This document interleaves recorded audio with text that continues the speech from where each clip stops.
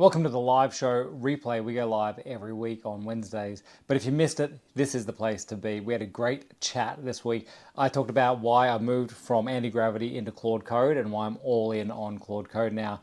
And Marno got into the deep dive of why he's doing an AI operating system, what that means and what that unlocks for him. And part of that discussion, we got Matt in and we talked around OpenClaw, NemoClaw, Claw, to claw or not to claw. If you're confused about do you need an OpenClaw or do you need Claude Code, this is the place to be. We're hands-on, we're using the tech. So hopefully we answer your questions. And if we don't, jump in live next week and jump in the chat. Anyway, I hope you enjoy today's chat.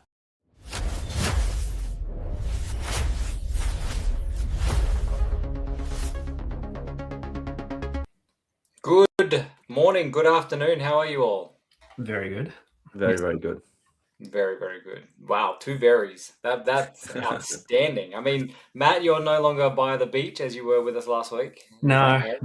My filter isn't that good this week. Yeah, no. Your lighting's much better though. We can actually see your face this week. Yeah, you can see the tan. Sure. Yeah, let's go with that. No, it's good. Adelaide was good. Good city. Far away. I think next time I'm going to fly. Yeah, what was the drive like from your place? Because you're halfway there compared to me in Sydney, and much closer than Marno. Although Kalgoorlie, yeah, still closer than Kalgoorlie. Yeah, probably. Yeah, depending on the roads. So like we actually went like south first. We went down towards Geelong, hit Torquay, and then did the Ocean Road basically up to Adelaide from there. Nice. And then on the way home, we just went straight through. So going through like what was this towns? One was called like Oyen and through Deniliquin and stuff like that. But yeah, it was good. Nice. We did a big road trip years ago. My kids were younger, down all through Victoria. Just crossed over into the South Australia border through wine country. Went to some caves there, which was awesome, and then tried to wind our way back along the Ocean Road. And my kids got motion sick. We had to bail from the Ocean Road and cut through inland straight to Werribee because. Tell you what, and to be fair, I was so grateful I was driving because like I would have been pretty bad too. Right, even driving, it is so windy and you're up high and there's just something about it. I was like, okay, kids, we'll do that. And I don't completely hate the idea either. Have you done the Great Ocean Road, Marno? Not necessarily, no. We went for the Adelaide trip from Adelaide to Kalgoorlie. We did that last year, but it wasn't on the coast. We went through a bunch of... I think the main highway through the Sajida and stuff is all just... Well, it was part of the Variety Bash, so it wasn't a straight road. It took about 10 days, stopped at random stations, Flinders Range. Oh, nice. Went to the bridge, what do you call it? Like the cliffs, whatever that's called. We went there for a little bit. But it was good. It was great. It really imprinted on you, that trip. It really did. Oh, the only thing I don't remember is the Adelaide markets on the very first day because the food there was great. I remember the bookstore, we got Dubai chocolate for the first time. And then the rest of the trip was like wedge-tail eagles, bad sleep in the bloody swag. First time camping as an adult, like there was so much like, okay, crap, how do we do this? Where do we go to the bathroom? Wake up 2 o'clock in the morning, can't see anything, don't know where I am. It was an experience. Tell you what, when I want Dubai chocolate, the first place I think of is Adelaide. Yep, 100%. It is good. I don't know if it's worth the price, like Dubai chocolate. Have you had it, Matt? No. What do you reckon, Marno? Worth it. I mean, I would not pay the $20 I paid for it in Adelaide. Yeah. You can now get it at bloody Woolies. There's like not actually Dubai chocolate, but like a Dubai brownie. That's like $10. That's better than Dubai chocolate. Like that's on there. And then the next level is the Big Don's in Perth, the Big Don Smokehouse, BDSM for short. They make a custom one there, and that's delicious as well. Yeah, it's like pistachio with crispy, like a pistachio like paste. These little crispy noodly things in as well. Yeah, and then the chocolate. I love it. Yeah, it's pretty good. There's a fruit market here that sells that you can buy the one bar for $25, or you can buy a kit for like $50 where you can make 4 or 5 bars. If you want to go through the effort of melting chocolate and putting it together, like if you're a bit more kitcheny inclined than I am, you go, okay, well that's value for money. I'll do neither. I'm on keto at the moment. I'm trying to. I've got a good transition.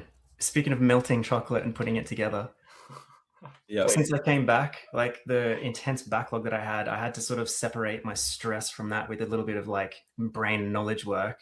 And using my custom agentic pathways with my knowledge core, I managed to completely melt down all of my content for Alex Hormozi and for this podcast and for a few other people that I follow, completely ingest it into my core, and then through that melting pot create some sort of intense synthesis of different really cool ideas. So I'm actually so pleased and proud of that whole process. That's like one little, like, I don't know, AI-based win for me for the week. Nice. I haven't saw really shared you too much of that using with you. the $100 million leads. Was that one of the main one that you were working on, or was it all four? Yeah. So from his book launch for Money Models, you know, through that, and got access to all the books and all of his other written content, plus the like secret chapters and all the other things in the playbooks. So all of that is now fully ingested into my core now for just distillation use. That's and crazy. I created an entire framework now so that I can essentially use that as an interview platform to just discuss ideas and to break down and to decompose from workflow stages into like full atomic level, which is fun. It's exciting. That's great. Wow. That's a product right there. That's a product. I just had Tropic Thunder in my head. It's like, you went full Hormozi. Never go full Hormozi. Not so good though, because like you've got in the past, Dave, with your personas. Yeah. I have now like perspectives. So like when I go and just do some brain work in the core, I've got the Hormozi perspective, and then I've got the Jeffrey Huntley perspective. Yeah. And a few of the other like big dev dudes that I follow.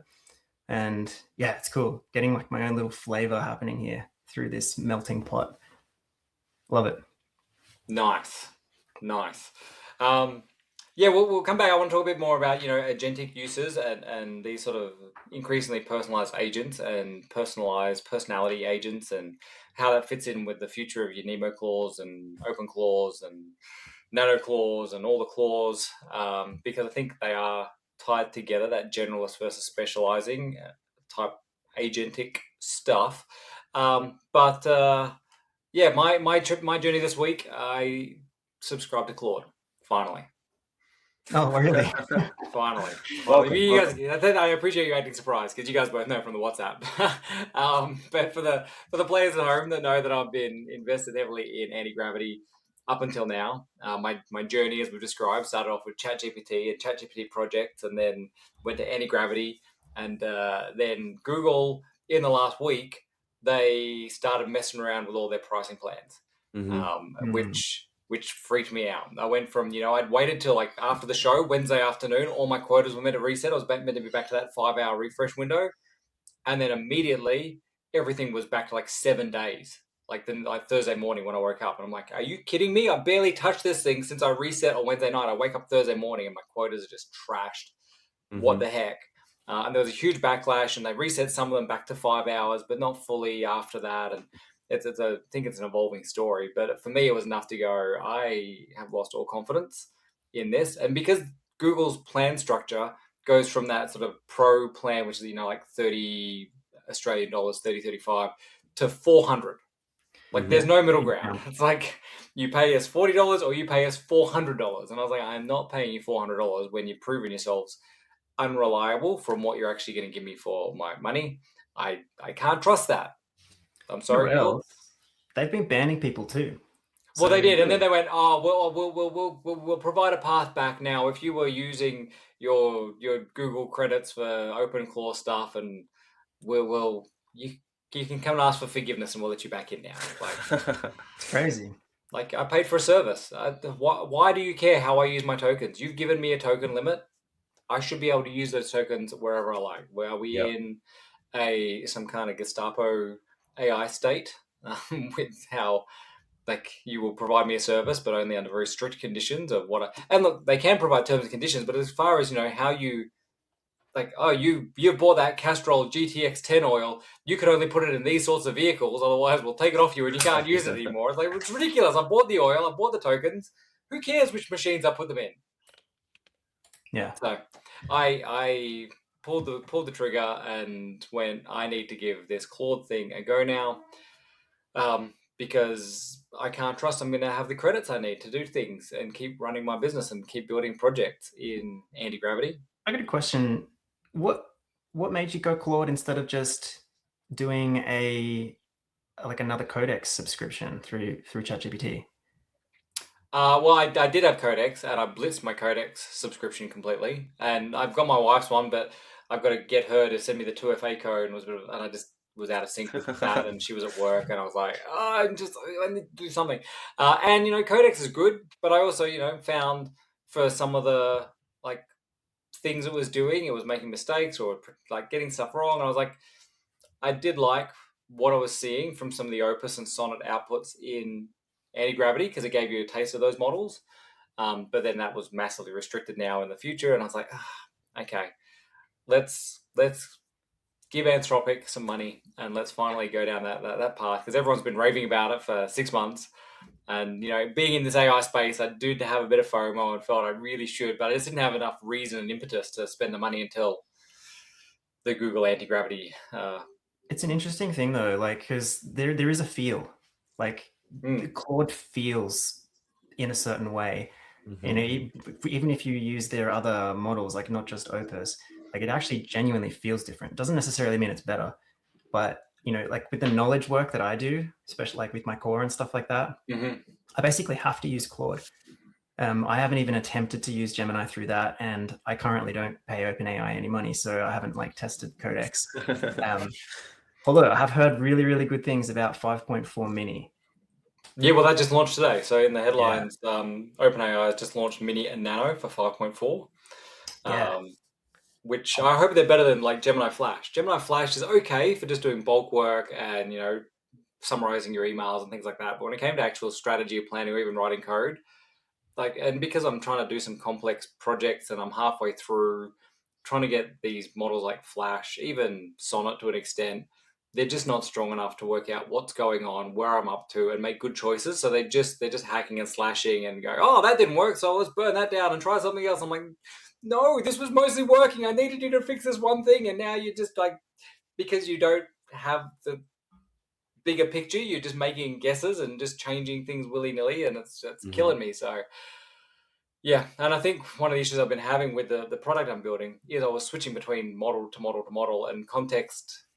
Like no one was owning the big picture between me, between Gemini Pro, between Codex, between the little bit of Opus through the API, through Antigravity. It was all over the shop. So I decided, you know what, let's do that. And so on Friday afternoon, after much deliberation, I grabbed Friday morning, I think, because I got a reset really quickly. Anyway, timelines don't matter. Late last week, I bought Claude Code on just the Pro plan, the cheap one, and was like blitzing my 5-hour quota like every 5 hours, except when I was sleeping, and then I'd wake up in the morning and I'd blitz to the 5 hours and have to wait for like 2 hours for the next thing. Until sort of Monday when I used all my weekly quota as well. Yep. That took I can relate. That took like 3 or 4 days. But I think using Claude Code, and we can talk about this more in a little bit, but Claude Code in the terminal and just the way it manages things and the way that interface works and the way it plans. And I love Subagents. That's what I wanted from Gemini from day one in Antigravity. So many good things that I was like, okay, I need to upgrade this so I can keep working. And on 5X at the moment, I feel like I've got enough to just send anything I like. I'm not hitting limits yet. I'm sure. No, you shouldn't. You shouldn't hit too many with 5X, and then especially with your Codex sub as well. Yeah. Like if you're balancing between the two. For me, like I'm on the 20X, and I probably use about 30% of my weekly quota at the moment. Yeah. So it's just above. And given they're doing double the 5 hour during Australian daylight hours at the moment, that's pretty cool too. So I'm really happy. I'm running multiple terminal windows now. I haven't bolted it into a IDE or anything like that, but Claude Code's good so far. and Awesome. mixing some Sonnet, mixing some Opus, running Subagents, getting it across my business OS stuff. So all that kind of stuff that I was doing in Antigravity, I've got to do that. I've got to do software development projects and other sort of things, trying to work out how to make some side revenue to actually pay for all these AI subscriptions. It's like, good, I've gone to the 5X plan. Who's paying me to do that? So working out how to turn these things into revenue, which, that's what I talk about as a business person. Like, these agent and AI things are all about driving ROI. It's not toys for the sake of having toys. It's toys because they're going to help you drive your business forward and progress things and make you money. And so I need to self-apply that and go, cool, I've got this extra power now. How am I using it? And it's not just like, oh, I can drop the Google subscription and just have this. And this is where I'm caught again. I'm like, this is like buying Netflix, and then you go, oh, but I want that show, but I still want that show, because I'm like, oh, this still has VO and Nano Banana and all these other great things that are really good that I probably still need some access to, because Anthropic doesn't really do the image gen stuff. So I need something for that. But maybe Codex, OpenAI, I can probably do image gen through Codex. You could just use Open Router, and then that way you get best of both worlds. Like, I'm busy setting up my AI OS, thanks to you, David, like giving me that idea. Yeah. Now I've built it out where I'm actually using Discord instead of Telegram because I just like the interface better. But from that, I can check all my emails, all my calendar, my ClickUp, send my invoices, do everything. And then the goal is I'm now trying to learn how to do it, where Claude Code will be the workhorse, and that'll spin off the Subagents. But then I want to utilize NemoClaw for like normal stuff, like just checking emails. And then I want to use Gemini for Nano Banana, and then OpenAI for OpenWhisper, or for Whisper, so I can actually talk to it. There's so many things there. You just said so many names. I feel like you need to have a whiteboard where you're like drawing these pieces out. That's what I'm getting it to create, because there's so much going on. But I don't want to pay for 20 different subscriptions. So I was like, okay, how do I optimize this where NemoClaw is free, which is awesome. I've got Claude Code, which can do most of the heavy lifting. That'll do 80% of the work. But then, I still want to do social media posts. And then I need Nano Banana for that because I like the image gen a bit better. Or I use Notebook LM to do my presentations for me, or my proposals even.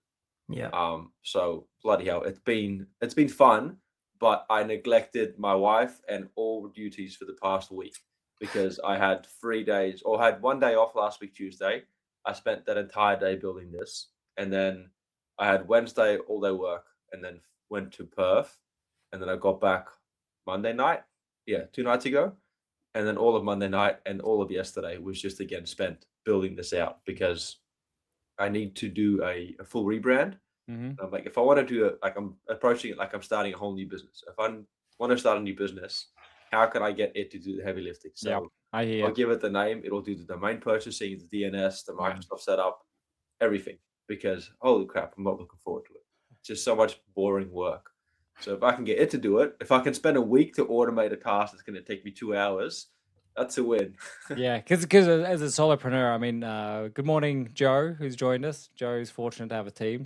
We had Joe on the show last week. She's got people to help her with some of that sort of stuff. But if you're running a single shop, I get it, and I'm spending a lot of my time trying to build my tool, the next generation of my AI OS, as a standalone tool that's not living in an IDE for those same reasons. I've got all these things I'm trying to achieve, and I'm like, if I could just get the assistant ready to run and do it, then that's going to help me move a lot faster. But building the thing is taking a bit of time to get it right. So that's where I'm at. 100%. Like, I'm super curious, Marno. Like, but you just said all this stuff, and I pride myself on someone that can like hear things and listen and learn things quite quickly. But it just sounded like noise. Can you run us through, like, what do you actually have that's working right now that you're like, this is sick, like this is a win, I've got some stuff set up? Yeah, because I'm not sure why you need NemoClaw in that setup by the sound of it. Purely just because it'll be fun to play with it, and it will reduce some of my token usage. I also just want to see what it's capable of, because through the NVIDIA's OpenAI, or through the NVIDIA's open source models, there is image generation, there is not video generation yet, I don't believe, but I can do stuff to look at my geolocation. I can help with surveillance footage. So like if I walk in front of the camera, it can respond to me talking to it like Jarvis rather than using voice. It can look at my hand gestures and my voice, whatever else. So I can interpret for a lot more things. So I want to stop being into Big Brother early. Yeah, so I want to bring that in as soon as possible, just because it seems like a lot of fun. But current MVP, what I've got working as of now, I actually just finished updating it this morning, but I now have memory. I've got Subagents set up there, and the way it works is on my phone, I've got Discord, which is just a communications app similar to Slack or Telegram. I've got a private channel in there and a private bot that can have access to that one specific channel. So it's not going to talk to anything else. And I'm connecting that to OpenAI's Whisper model, which means it'll understand my voice messages. If I just send it a voice message instead, it will transcribe it. But I can go into that channel. I can say, hey, good morning. What's happening today? And then it will look through my calendar and my emails. What have I committed to? And making sure that if there's any emails where I said, hey, I'll respond to you by Wednesday, and I've not responded yet, then it'll notify me of that. It can look at my tasks or my ClickUp that I use for my CRM for looking at all my customers, where they're at, what the projects are going on.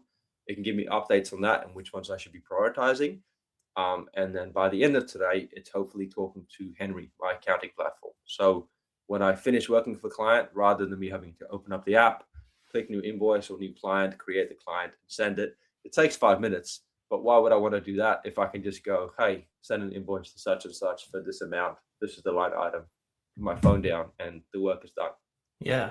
So it's like made everything easier. The deterministic versus non-deterministic workflows again. Yeah, that's awesome. Yeah. That's so good. And speaking of Joe, who's once again here, thanks for reminding me, Dave, I didn't have the chat open. She's recently sent us a video in a group that we're in to do with Alex Hormozi talking about breaking down AI workflows, like the full decomposition of the workflow, and that being the value, the ability to see a system, not just the hype of the tool, for example, but the idea of like, instead of having to hire a marketing team member, you look at what that marketing team member does, and each of those tasks that they do, you look at the individual single atomic steps that they do to achieve that task. Yeah. And then that's how you create your workflows and your AI agents, which I think is amazing. So thank you so much for sharing that video, Joe. That went straight into my knowledge core and I'm already using it. That's awesome, man. I think it's such a great approach. And that's something that you've been talking about for a while, Matt, is your input versus output. Like what inputs are you bringing in, and just taking that same methodology when you're working with a client, not what is this person doing and what do they hate doing, but okay, what's the actual task? What's the role? And then, okay, sure, we can't automate 100% of it, but if we can make your job 80% easier or 40% easier, then you can do other things that are higher leverage or higher value to the business. Yeah. It's so much fun. I'm curious to see if we can even, just going off around there, like what if could we just build a custom GPT or custom thing where you would give it what the workflow is, and then it has that methodology trained into it. So for example, you say, I want to hire an editor. How much of this role can be done by AI? And then it just pulls from like a knowledge core of what's possible, and it gives you some suggestions of what's like a quick win that's going to be 5 minutes and what's going to completely change the way that you see this position. Yeah.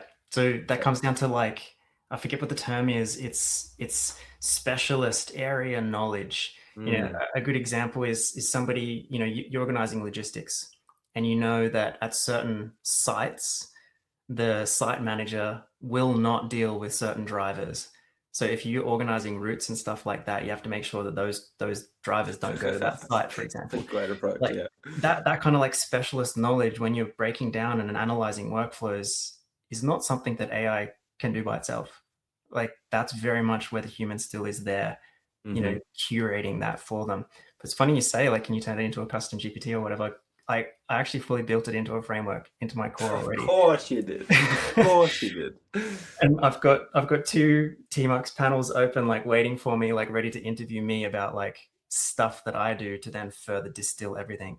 So yeah, so many plates are spinning, dude. Like, oh yes, I have the concept of it being like a lead magnet, where you go to a website or you have ads on a platform, and somebody just wants to understand their business processes better. Because like, how many people, even like business owners, even operations managers at companies, how many people actually genuinely from like a super, super fine, high resolution perspective can understand and identify their entire workflow from an atomic perspective? Basically none, right? Like I was on a call this morning, literally with two business stakeholders, like team lead and assistant, for example, and they were arguing about their own workflows, being like, "No, it doesn't work like that." And I was like, "Yeah, let me screen share. I'll show you." So you take for granted how much you do without even realizing you're doing it, and how many steps are involved in some basic tasks. Like when I was launching my chart reporter beta a few weeks ago, and I had to get it ready to actually put out as a beta, I had to go through the whole user experience of what does sign up look like? What does registering for the beta look like? What does that look like? What email do they get? What do they type in here? What works? What doesn't? And that last mile of going through every single little step of that process was like hours of work to actually go through each little thing. Yeah, it's all right. We'll add a login page. We'll do that. Or go to. But then when you actually go through the step by step and execute every single step, there's more in it than you realize. Always. Just off the top of your head, because we just, what people underestimate what they can do in the short term, but overestimate what they can do in the short term, but underestimate what they can do in the long term. So, I mean, most people, some people are probably really good at their time prediction. Me, no, I always think, that'll take me 5 minutes. And 20 minutes later, I'm like, oh, I'm coming. Do either of you use Tango at all, or Tango or Scribe? No, but I know you've told me about that before. I can't remember what it is. Not even a lead magnet. It's just I yell it from the rooftops whenever I meet a business. I'm like, hey, want to make life easier for both of us? Just use Tango, hit record, do the workflow. You don't have to think about what's going on. Every time you click, it used to be a built-in feature in Windows, but then they deprecated it last year. And what it does is it's just an extension on your browser or on your computer, and you just hit record. It looks at your workflow, and every time you click, it'll highlight where you're clicking and break down what exactly you're doing. So you've got a visual documentation following you, as well as a description of what's going on. And now it can do a lot more than that, but just that basic line is like, that makes sure that you're not missing anything. Because if I'm creating documentation on how to create a new user in Microsoft, I'm going to miss a few steps because I've done it 20 million times. So I'm just going to click through the buttons. But if I have Tango following me, then it's not going to miss anything. Every single click is documented and recorded. And then I'll use that as like, hey, you want to get me to automate something? Use Tango, record the workflow, and send that to me. And then I've got step by step exactly which buttons need to be clicked. So there's no room, there's no errors at all. Because have you heard of Knowby? No. So I found out about Knowby because Richard, who couldn't join us today, I forgot to say up the top of the show, Richard had a conflicting meeting with a client and had to do client things, which is important as business people. So he's doing that. But he put me on. This is an Australian product from someone that he knows who's created Knowby, which, if I bring it up, sounds like it's very similar to what you're describing, where you record what you're doing and not just screen processes, but physical processes like for trading and stuff, where you record what the process is, and then it will make the SOP, and then you can output it with a QR code, and people can see what that is. So then this is an Aussie product that does that. So if people are looking for that kind of record a process and get it documented, check out Knowby. Not a sponsor yet. That is great. That's so much smarter because the Tango's limitation and Scribe as well. It's all just on desktop. Yeah, so this is, I think, Knowby you can run on your phone and just record the process, and then it'll process through the thing and help generate out the SOP. So I haven't used it myself personally yet, but that's on this topic. I thought relevant. Richard was here. I'm sure he could tell us a lot more about it. Knowby. Bring that down on my notes. Yeah.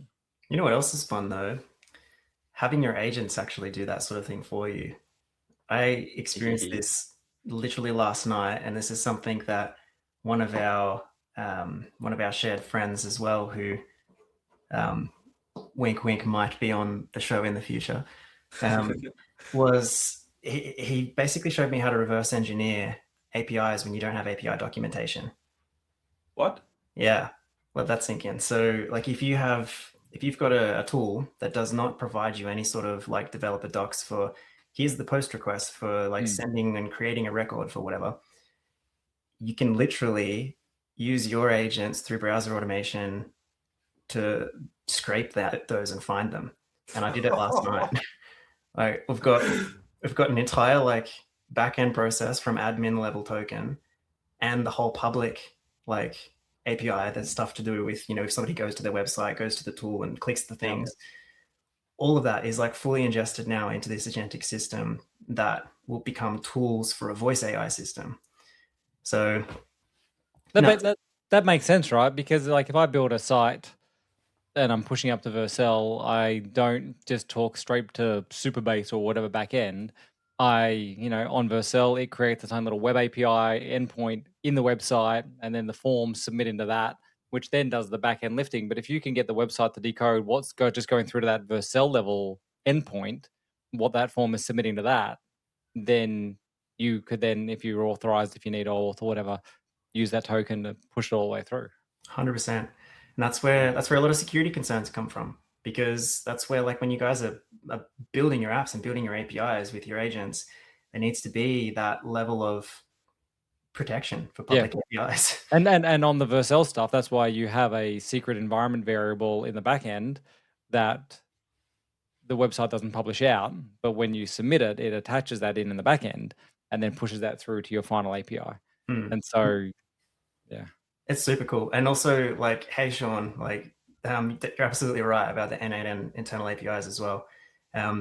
Like, something else just mind-blowing that I did recently was connect through that kind of reverse engineering to the N8N internal APIs as a skill into my terminal agents. So I can basically go to my agent and say, can you just check out what's going on?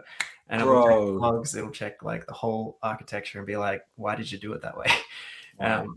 Yeah, it's insane. I mean, that's where people are saying OpenClaw is doing so much stuff for them, right? Because they just point OpenClaw at a problem and it just iterates itself and burns tokens until it works it out. Because it just runs on loops and sets its cron jobs up and kind of Ralphs it to a certain extent. And just works stuff out. Yeah. But I mean, all this stuff comes back to, and we've talked about it heaps of times, is things like context and understanding the context and what these things do with context is wild. Like, I have my little workflows and things that I set up in Antigravity, and I haven't really been using them heavily. But this morning I was like, I'm going to use my Dawn workflow, which is going to go check my inbox and calendar and give me a summary of the news and things, because we've got the podcast today. It's probably a good idea to run that. It's been a little while. And so I ran it in Claude Code, which I'd never done before. And it was trying to use MCP, which was set up in Antigravity. But I was like, no. All those endpoints for checking my mail, they're N8N, they're webhooks. Just work it out. And okay, cool. They're webhooks, bang, bang, bang, bang. And did it all through curl requests, which was awesome. But one of the things it did is it looked through my inbox and my calendar and said, you've got the AI Operators podcast today. And by the way, I noticed that Restream has told you your LinkedIn connection is disconnected and you need to reauth your LinkedIn. And we've never streamed to my LinkedIn before. We've only ever gone to YouTube. But I did have LinkedIn connected in Restream when I was first setting it up, just going, I might as well connect all these services. I don't know what I'm going to use. And so today I was like, you know what? Let's push it out to LinkedIn. So if you're joining us on LinkedIn, if you're watching this on LinkedIn for the first time, welcome. Welcome to watching the show. Please drop a comment, tell your friends. But that was the context. It like goes, oh, you're doing a show and you use Restream. And there's an email from Restream letting you know there's an error with your service. And that highlighted this as like a critical update. Make sure that you fix your LinkedIn auth before you do the podcast. I was like, this is wild. And so feel the AGI. Yeah, it's all that stuff coming. And I'm going to drop a video up now that I saw. I haven't watched this video, so I'm watching this. This is a blind watch, but it's from a friend of the show, one of our friends, Dominic, who has just put this up on LinkedIn 58 minutes ago, so just before we went live. And I haven't watched it yet, but it sounds interesting, so we're going to watch it together. Let me share this tab. Feels like at school when they push the TV in. Yeah. Oh, best time ever. We had in high school, the library also had these little mini TVs, these little like 12-inch, 10-inch TVs that had a built-in VHS player in the TV, like it was an all-in-one unit. Yeah. And so you'd go to library and get the thing, and you'd carry this little TV with a little VHS. Anyway, awesome.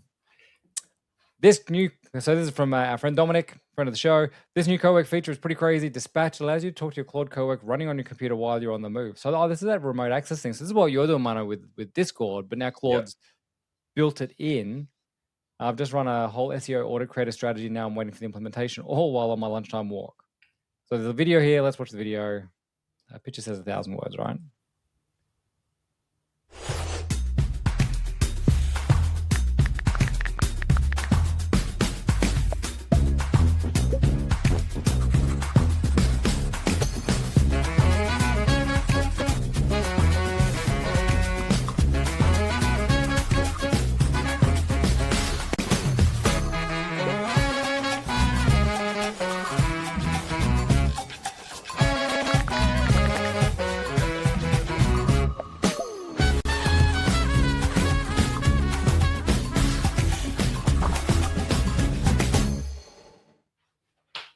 Interesting. Unreal. So have you guys played with Cowork yet? yeah, I have. Like Cowork is literally just the GUI of Claude Code. So that's all it is. That looks like you must have a tunnel session or something to your desktop. So like your computer has to be running and it's dispatching to that. Well, you've got the hence the name. Claude. You've got the Claude app open, which has Yeah. the Cowork tool built in. And if you're authenticated in on the cloud and you're authenticated in, like, if you've got the mobile app, you're both in the same Claude account. And so I see no reason why it can't go, like a WhatsApp, like any other app, Yeah. central login, bang, bang, to then fire off commands on your desktop. So that'd work for those that like have persistent running desktops. Like, for me, when I shut my laptop at nighttime, I can't really keep that running. Curious though, like you can kind of see the ecosystem coming together because like that's not something new. This is then taken on OpenClaw. That's what this is. Yeah. I don't see the benefit. Like this might be polarizing, but I've yet to see the benefit of OpenClaw.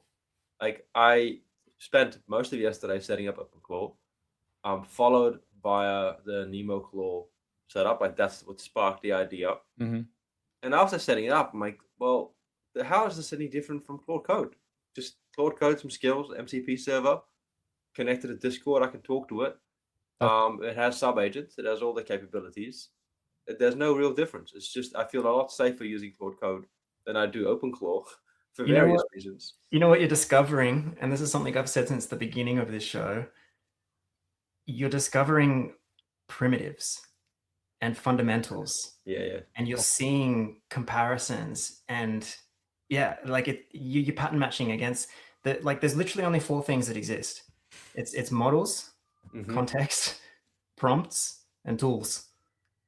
Like that's all it is. And tools are literally just anything. It could be API requests. It could be just markdown files. Then you've got the models, which are the things that they constantly iterate on. The context is, ever evolving. That's where the engineering comes in.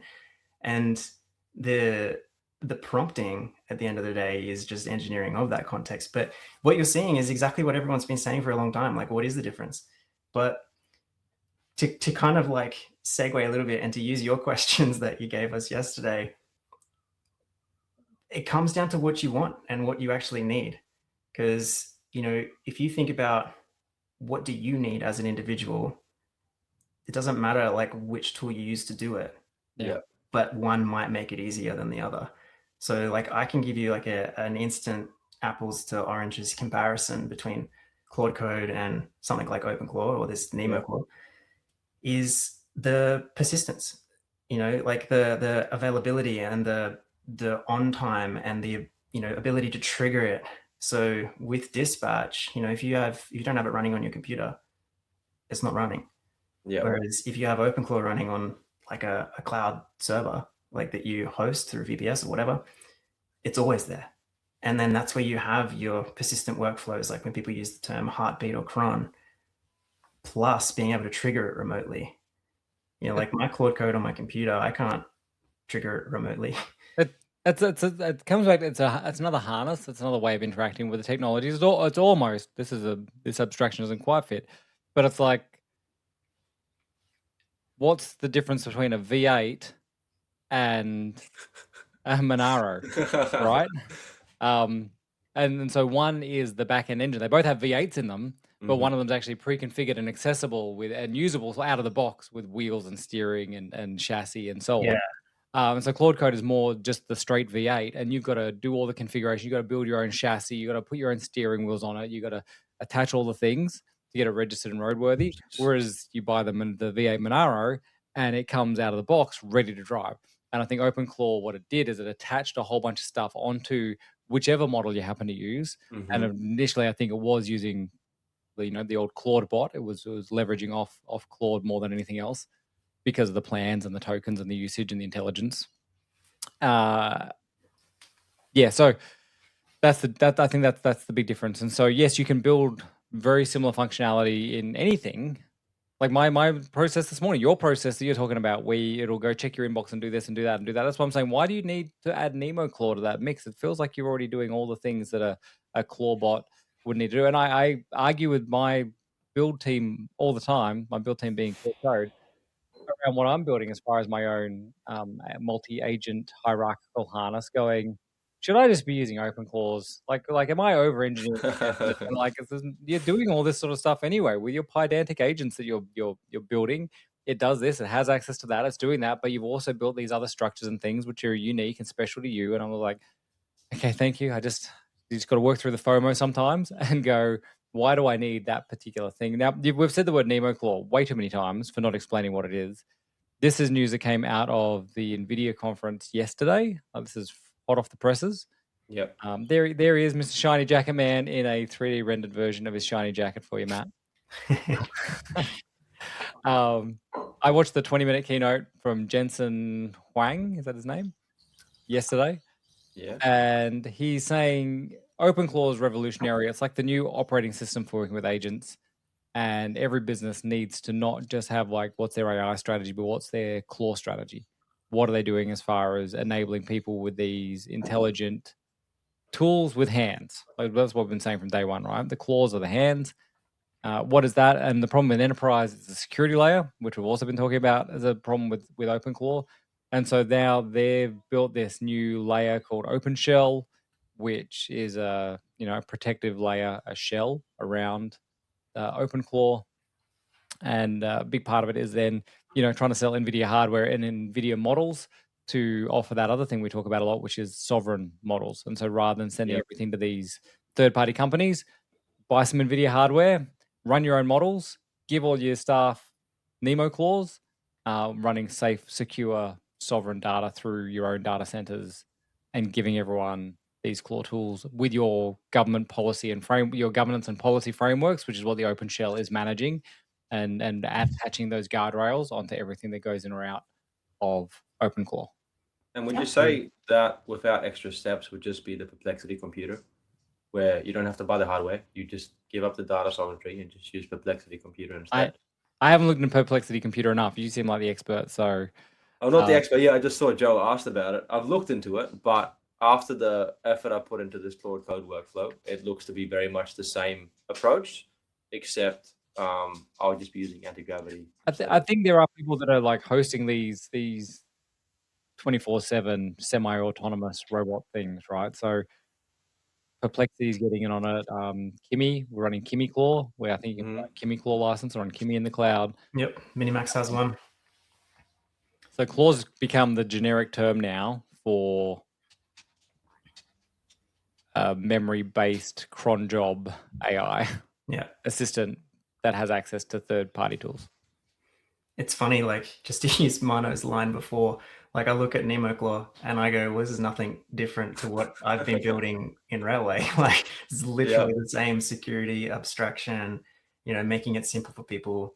Yeah, and I think Docker are partnering with NanoClaw, and they've done a thing to make it easy for you to spin up NanoClaws in their own secure little Docker shells, which again, my PyAgents I'm running like a hypervisor type thing where they run up in their own specific little shell for sort of a bit of protection and security.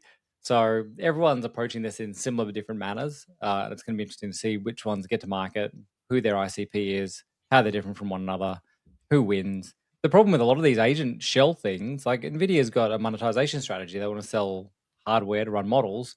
If I release my own harness, kind of like OpenClaw, how do I make money off that unless I'm selling implementation services to help people implement it because it's such an amazing piece of technology? which it is, then, but we don't sell software licenses. You don't walk into Harvey Norman and buy a box of software off the shelf anymore like you used to. That's how you used to sell apps. Now you either have a SaaS model or you give them away. Seems to be the two main options. I got a good way of sort of approaching this. So I alluded to Marno's questions that he asked us yesterday that I was going to bring up on this episode, which, to say them really quickly, like as if they're small things, was who do you serve, what problem do you own, and what have you learned or unlearned about yourself in that process? With what you're saying, Dave, like, how do you monetize the thing? What is the thing that you're monetizing it? Is it the software or is it the problem that you're solving? And, like, there's a really good line that I've got here in my notes, which was, where is it? It was so good. It hit really hard. It was something like, when you first, yeah, this is it. So when I was looking through the $100 million stuff, the first question isn't what should I build? It's who is this for? Yeah. So, and that comes down to like what their issues are. So yeah, like the point I guess that I'm trying to make here is there's so many options and tools and stuff. Like there's going to be constant, it's literally going to be like hockey stick exponential with the amount of claws that are coming out and environments and harnesses and all the stuff. But the problems don't necessarily change. Yeah. So and how we're solving them. And it's the whole niching issue, right? I said to my Claude Code after sort of finishing off some functionality today, I forked off another chat and said, just help me double check who is my ICP. And it just went through what it knew of the requirements and did its own little research and went, okay, based on this and this versus these competitors in the market and what they do versus what you do versus this and that, here's your ICP. It's, small businesses, 5 to 50 people that understand hierarchies and structures and this and that. Like, okay, cool. But all these things, it comes down to knowing who you're serving and what the customer is, right? Like I mentioned monetization. I'm looking at doing some quick web design flipping, and it was niching down and going, yeah, if they've got a blog, not my target audience. If they've got a WordPress, not my target audience, because WordPress sites, as you would know, Marno, from your work, are not simple things. Those sorts of people have advanced plugins. They got lots of stuff on. They like the CMS. They go in. They tweak their copy every second day. If it's one of those sites, I don't want to touch it. If it's a Wix site that looks like it hasn't been updated in 3 years, that feels like something that you could sell them a quick upgrade onto a Vercel Next.js site with no monthly hosting fees. Exactly. Yeah. I mean, it's so easy. The website flipping is really, really fun. This last week has been pivotal.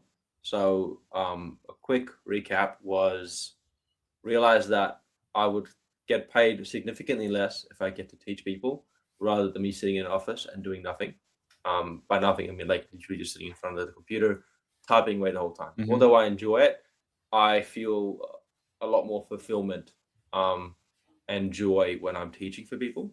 And I actually chose to do a job that paid me $500 for the day, as opposed to a job that paid me $1,500 for the exact same day.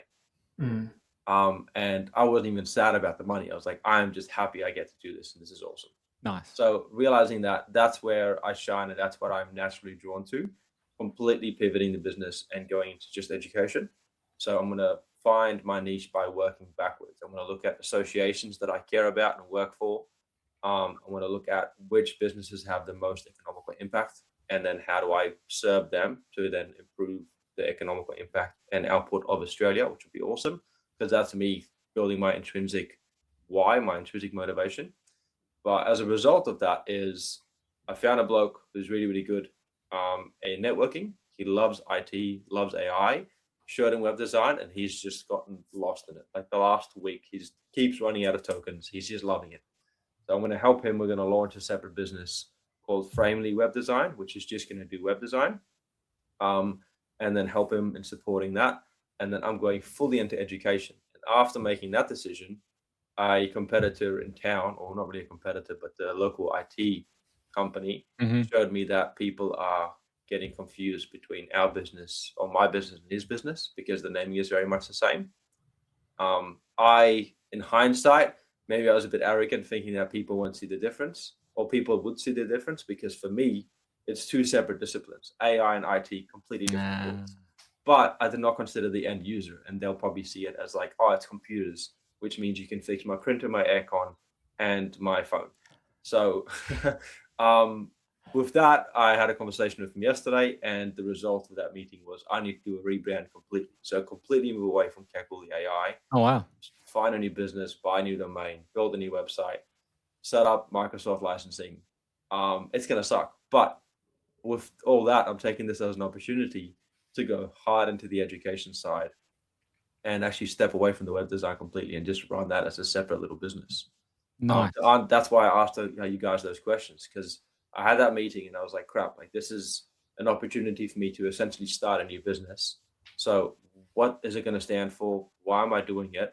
And what am I going to say no to? And I'm just going to not do anything that isn't my education. Any jobs that I get that's automation, hey, Matt, I'll pay you a pretty penny. Can you do this? Or Dave, can you do this? I just don't want to be touching it. I'll orchestrate it or do the, what do you call it? The triaging of it. Yeah. But I don't want to be building anymore. Yep. I'm done. Yep. I as someone who's recently going, or still in like on the tail end of a rebrand from Valid Agenda to Syllogism, now that I'm working with Richard, I completely understand. So I'd be keen to chat offline around what that looks like and feels like, because we won't bore the punters out there with sort of a bit of inside baseball on business branding and stuff, because that's not what this show is. This is not the business branding show. This is AI operators. But and how using AI in order to execute a new business, like that is interesting, and it sounds like you're building all your automate the whole thing. Automation system. Yeah, 100%. Working out where do you need a human in the loop? I don't think it's safe to fully hands off everything at this point. There's always going to be little bits and pieces where you need a bit of human in the loop. And I think where those touch points are and how comfortable you are giving your AI credit card details and the ability to make payments. I think it's just making the decisions. That's at least my approach to it is AI can do all the thinking. I have to make the decisions because I want it to do the work, but I'm the one that has the final say off to say, is this correct? From something as small as Antigravity, let's explore this directory. Do I allow it outside of that specific folder structure that I gave it to? Yes or no? Or do you send this email to this client stipulating this? Like, I want to still have the final say off on all of it, but it just allows me to not have to do the actual manual workload because I can just talk to it, give it my idea. It can formulate it for me and make it look pretty, and I can hit send. So I'm still the originator, but then it executes it, and I just implement it. You just got to work out over time which are the jobs that you really need to do that, because if you become the bottleneck, then the whole thing breaks down. And I don't know if you guys ever put in smart doorbells and get the camera alerts on your phone. So the first week or so, you're like, "Oh, it detected motion. Oh, it detected motion." By the second week, you're like, ignore, because it's like, a leaf blew in front of the camera, and it becomes spam to the point that you stop paying attention to it. And I find the approval process with these AIs and things, if there's easy tasks that it should auto approve, you should build that in pretty quickly. So that way you don't start ignoring the big decisions and just auto approving the big ones as well. That's a fair point. Because you get sick of it and you just go, I just approve everything. Swipe. Yeah. So yeah, I mean that'll be interesting to see how you evolve that, because I'm a shocker for auto approve stuff with my AIs. Well, it has the capabilities. I mean, Matt was a big proponent of this a couple of weeks ago, and it still repeats in my brain to today. You asked him how long would it take you to write this amount of code, and he thought about it for a few seconds, and he said, "I just wouldn't. Why wouldn't?" And I was like, "Shit!" Like that shift in. I have these voices in my head, especially there's one friend of mine that's incredibly intelligent. Like, yeah, he's just up there, and his approach to anything that's developing is incredibly just meticulous, and he has to see every little syntax, everything. And I always think like, no, what would this guy say? What would Nick say, basically? And then now it's, it doesn't really matter as long if it's secure, the output's there, and I have control over it. Then I'm pretty happy. Like I feel more comfortable to have the autonomous there, rather than overseeing and understanding all of it, because I don't benefit from understanding every line of code anymore. No. It's a good point to bring up validation again, and like, auto validation, and just everything is a loop. So, with that concept of you just said, like, it doesn't matter as long as it's secure and it does what it needs to. How do you know what secure is, and how do you know what it needs to do? Thinking that. Yeah. Like that sort of self-validation is so important, and that's the reason why I said that now, because it's not so much about just mindlessly trusting the model that it knows what it's doing. It's me knowing that, it's a slot car and I've set up the track. It can only follow that track. Yeah. It can't go anywhere else. But if you're writing random code that does random things, you know what I mean, then, and you're not reading all the code because there's thousands of lines of it and you don't really understand the language anyway, that's where I think having the secondary models, like you talked about, the fact I've got Codex, I probably would want to keep that, because after Opus builds something or Sonnet, then I can hand that out to the Codex CLI, stay in the Claude Code environment, but say, can you just palm that out and just get a party point of view? Joanna was talking. Oh, yeah, I think Joe was talking about doing that last week, or maybe Amber. Amber was talking about doing that last week with her agents. How she outsources to a third-party agent to review things that she's doing with her little agent workforce. And so I found that when I was in Gemini with Antigravity, it was building all this stuff for me. And then I started that process where I integrated a skill that had Codex CLI and it could palm it out. And Codex came back and went, no. And it's like, oh, Codex really ripped into that. and so having those third-party points of view should help close those gaps. It's still non-deterministic though. Like that's It is, but unless you've got a pro software engineer dev that will read through everything. And to your point, Matt, that's when you want the deterministic evals and tests, right? Where you got your test functions and you give it the inputs and then you see what the output comes out and you do a whole bunch of like pen testing and automated pen testing stuff. Yeah, if you could do that from scratch, that'd be lovely. My approach is, why do you say that? Why is it that, when you ship it out to Codex and they come back saying, no, this is no good. Why is it no good? Show me. Like, let's prove it. Yeah. And, that kind of questioning loop is a huge part of my workflow. Yeah, nice. A fun approach that I've had where when I'm giving it a task, for example, this anti-gravity one, is I would spend time on Perplexity and or Google Gemini Pro, even now 5.4 thinking. But I'll choose a model and I'll talk to it to say, hey, this is what I'm trying to achieve. Spend about a good hour explaining exactly what the end goal is, what frameworks to use, what technologies to use, and what I wanted to do and not do. After I've done that and I understand and agree with what it's trying to tell me, then I'm saying, great, now help me explain this to my security team, or help this explain this to me, to my dev department. And then it writes an email that's to my dev department. But taking in that context, it makes sure that it has all the technical terminology in there. It explains it clearly so they understand the instructions, the end goal, and how to build it, and the phases to go through. Creates all of that for me. And then in that little persona, I just copy paste that. I was like, hey, this is your job. This is the skill now. Build this.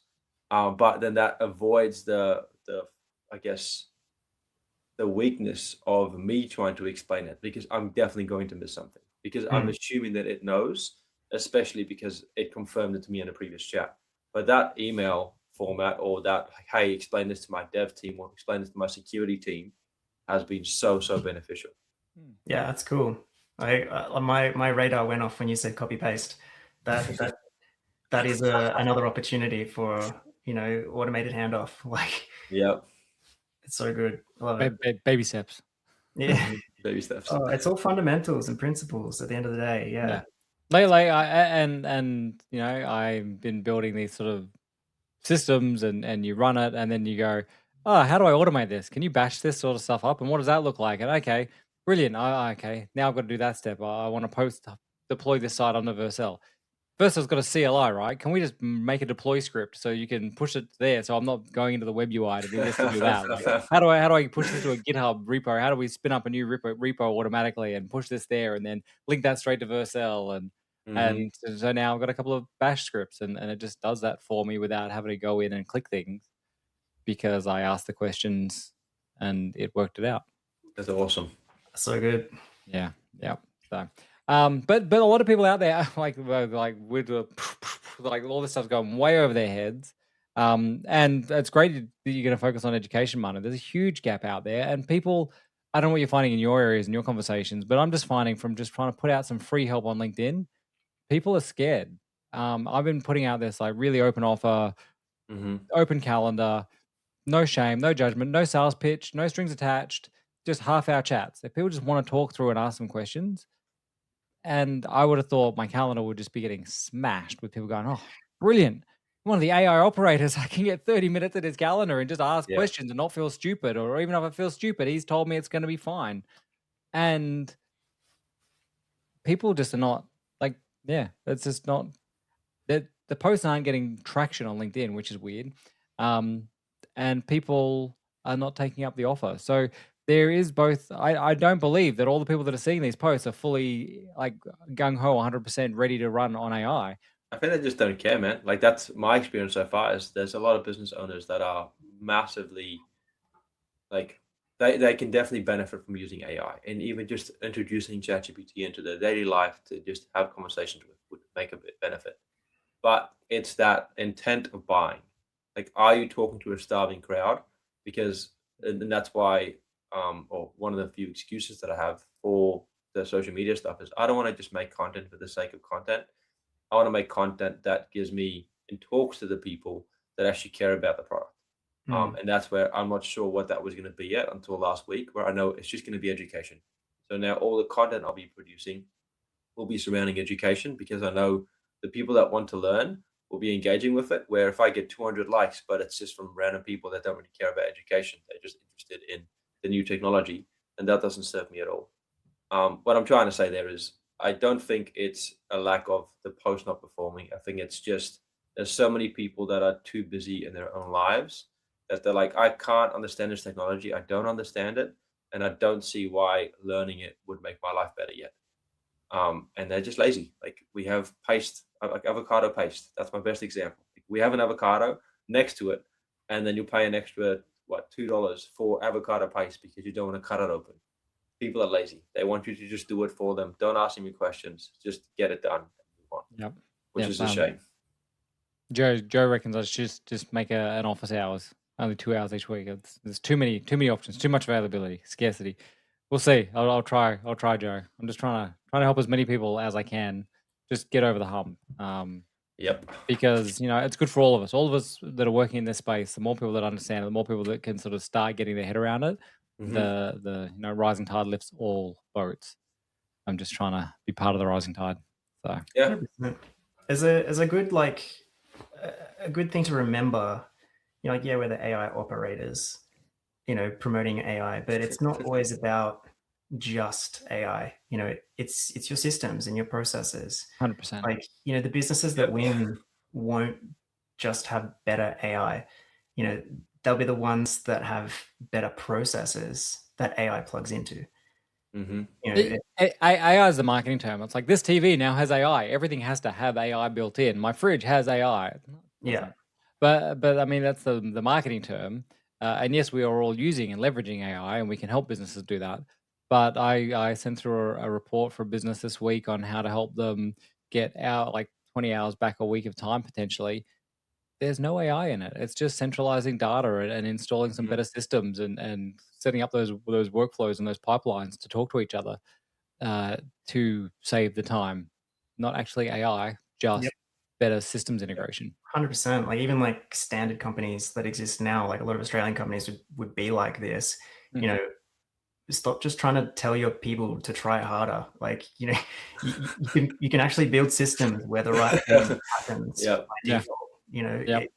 And free that human capital up to do other things. This isn't about firing people and sort of direct cost cutting and by cutting heads. This is saying, hey, your people are burning out doing these manual copy paste tasks.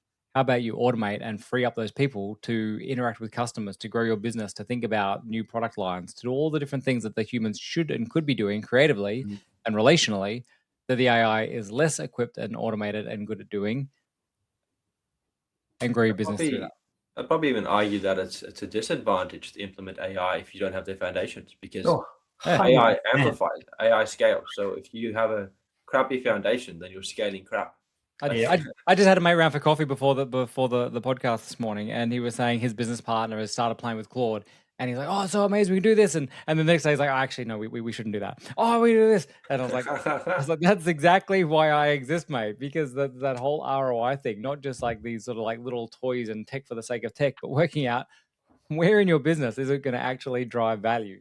But unfortunately, I think, in the friend zone sometimes, friend zone and business doesn't cross. So I don't think I'll be helping him and his business partner out with any strategy. But that's out there. There's people that are like, oh, this Claude Code thing, this Cowork thing, I'm going to use this, I'm going to do that. I've barely started using Cowork. I had a bunch of issues with hard drive space on my desktop, so I tried getting Cowork to look at a few folders to see whether it could help me clear up some things. So people are like, yeah, Cowork moves all the files around and indexed all my photos and did all this sort of stuff. But I'm like, I did actually send Claude Code at some of my development folders and say, can you clean up all the old build logs and files and things that take up gigabytes of space on my machine? So it did that, and I was like, brilliant. Okay, that's the space back. But that scares me so much. RM minus RF from an agent. Gosh. We've got a question from Sean here. You guys reckon that business owners and managers you speak to actually see what their staff can do to save time? Like, do they have tasks waiting for them? My answer to that is no, they don't. And this relates exactly to, like, if you can't specify what good looks like in specific terms, you're not managing, you're just hoping. If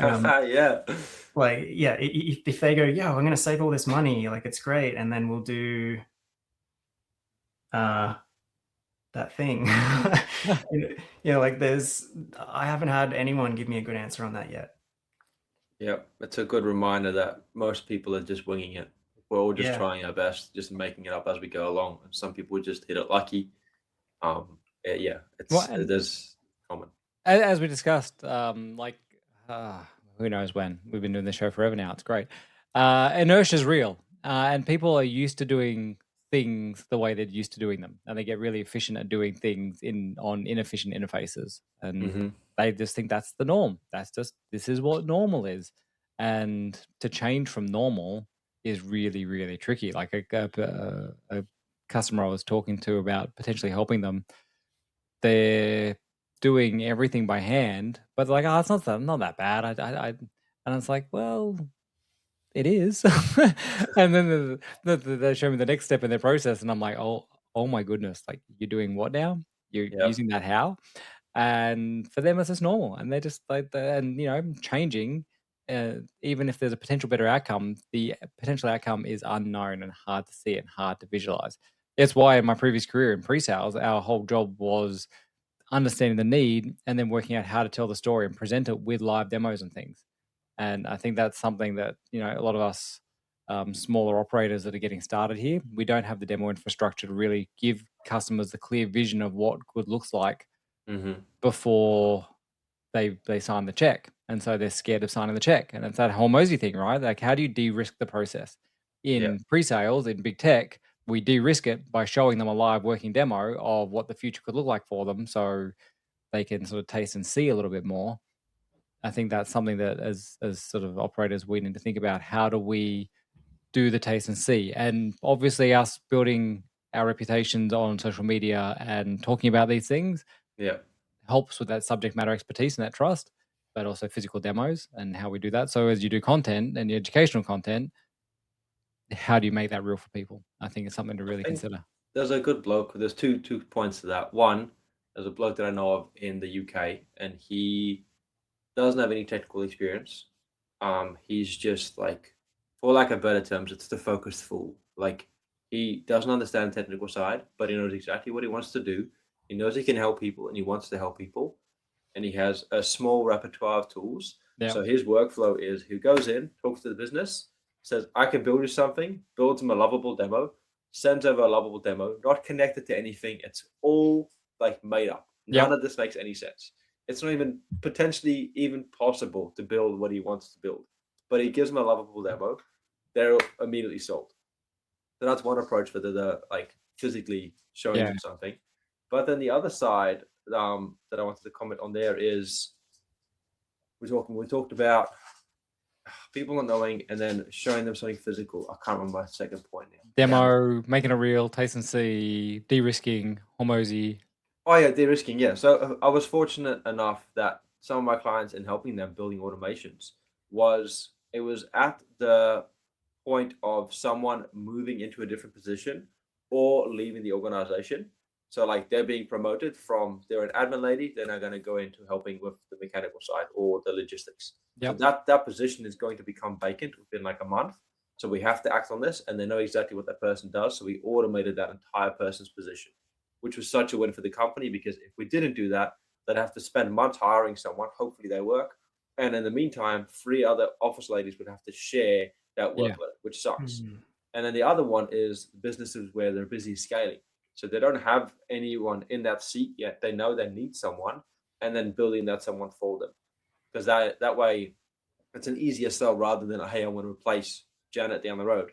It's going to be, hey, let's build Janet before she even exists. And then when you bring her in, then they can work congruently, and then the workload is less. And that person is enjoying their life a bit more and their work, so they'll stay a bit longer rather than leaving it 6 months for a high paying job at the mines. Yeah, we in our CRM in my old role, there was a field where the sales rep had to put in like, why is the customer going to make a decision? Like, well, what's their why? And you'd want something time bound generally, like, oh, they've got a new product going to market and they need to have the system in place for that, etc. And you get ones, and we were selling CRM. I was at Salesforce, if people didn't know that. And you get CRM is clunky. Existing, it's like, that's not a decision-making criteria. They're not going to spend money and invest in a project because the current system is clunky. It's like, so even salespeople at one of the best sales organizations in the world didn't always understand that whole decision-making criteria. And I'd coach other pre-sales people, and they'd come and say, oh, the customer's doing this and this and this and this, and they'd explain all the different workflows. I'm like, that's cool. We could probably build stuff and automate half of that, but which one's going to drive value for them? Which one do they actually care about? Because you've identified a whole bunch of different options. I don't know which one that they actually even care to invest in. Oh yeah, okay, we'll go back and ask some more questions. This is like a direct reference to the Hormozi thing that I captured recently, which, like, I'm just going to read this out verbatim. This is a quote. It's, getting granular is the thinking most people won't do, which is why they will lose. Yep. But it's, I find I'm a much better coach than I am an executor on some of this sort of sales stuff too. So yeah, true.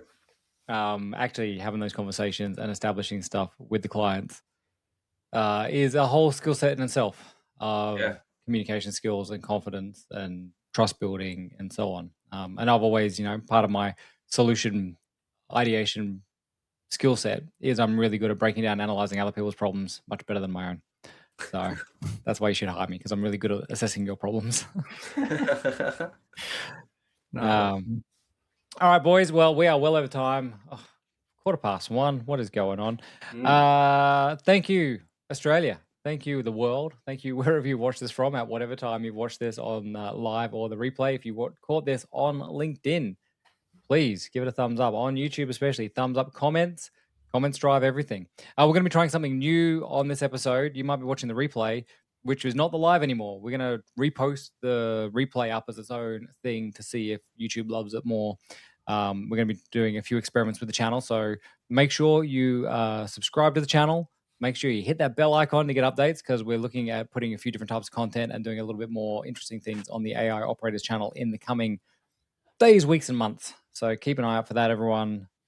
Boys, any last thoughts before we wrap up? Yeah, thank you so much to Sean and Joe for all of their questions and comments as well, as always. Yes, legends. Love the live chat. Well done. 100%. That's all I wanted to say as well. Thank you, Joe. Thank you, Sean. Brilliant. Well, to all of those out there experimenting, operating, clawing, we wish you well, and we'll see you on the next one. Thanks, boys.